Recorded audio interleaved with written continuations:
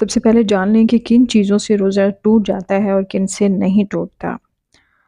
آنکھ میں دوا ڈالنے سے، سرما لگانے سے اور کان میں دوا ڈالنے سے، بشرط یہ کہ ان کا پردہ ٹھیک ہو، اور لپسٹک وغیرہ لگانے سے روزہ نہیں ٹوٹے گا۔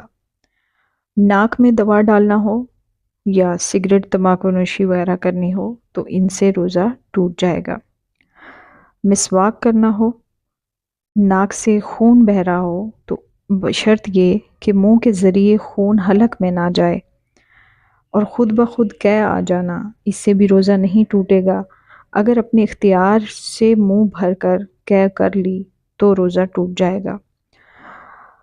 اور کسی کو خون دینے سے یا خون ٹیسٹ کروانے سے بھی روزہ نہیں ٹوٹے گا، اور پرفیوم یا عطر لگانے سے بھی روزہ نہیں ٹوٹے گا۔ پرفیوم لگاتے ہوئے خاص طور پہ یہ احتیاط کریں کہ اس میں کوئی حرام چیز نہ ہو۔ اگر صحت خراب ہونے کی صورت میں ڈاکٹر ڈرپ لگانے کا کہتے ہیں تو ڈرپ لگانے سے بھی روزہ نہیں ٹوٹے گا، انسولین وغیرہ لگانے سے بھی۔ اور بال کٹوانا یا ناخن تراشنا یا جسم یا سر پر تیل کی مالش کرنے سے بھی روزہ نہیں ٹوٹے گا۔ احتلام ہونے کی صورت میں بھی روزہ نہیں ٹوٹے گا، بشرطے کہ غسل کر لیا جائے، اور نہانے سے بھی روزہ بالکل ضائع نہیں ہوگا، لیکن نہانے کے دوران بھی خاص طور پہ احتیاط کریں کہ حلق تک پانی نہ جائے یا منہ کے ذریعے ہونٹوں سے آگے پانی نہ جائے۔ یہ خاص طور پہ آپ نے احتیاط کرنی ہے۔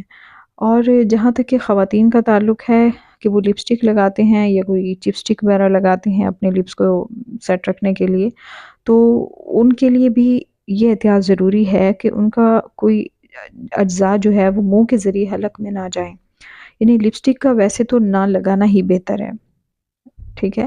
محتاط رہیں اور اپنے روزے کو مکروہ ہونے سے اور ٹوٹنے سے بچائیں۔ اللہ تبارک و تعالی ہمیں عمل کرنے کی توفیق دے، آمین یا رب العالمین۔